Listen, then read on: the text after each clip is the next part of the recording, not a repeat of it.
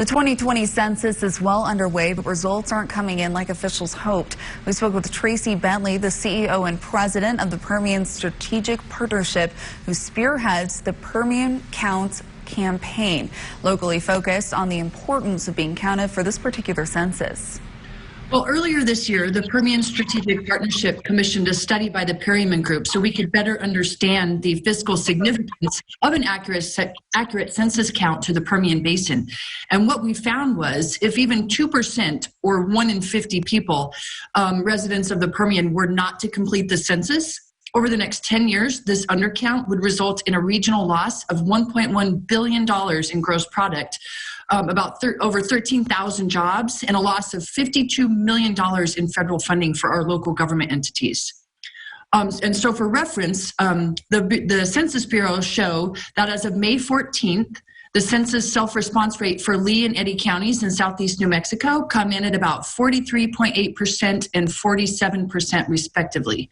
Midland County is at 49.5% and Ector County is reporting at 44.4%. So we definitely have to work at getting these numbers up. We'd like to get a close to 100% response rate as we can, and there's still plenty of time because the Census Bureau has extended the deadline to respond to the census through October. So every resident of the Permian Basin needs, if they haven't already, they need to make sure they get online and be counted. It only takes about 10 minutes. And the census will set the tone for funding and representation in the Permian Basin for the next decade. Getting an accurate count will position the region for growth and development. But if too many people aren't counted, the basin could risk losing funding for things like education, healthcare, infrastructure, and housing. This year, because of the pandemic, there is even an online option to be counted. Now, for the first time ever, you can go online and do it. And so 2020census.gov, you click on, and then in the mail you should have received your user ID number or personal ID number. You put that number in, and it just asks you a couple of questions about your residency. And what's, I think, really important for viewers to know is that you should fill out the census and call your home where you spend 51% of your time.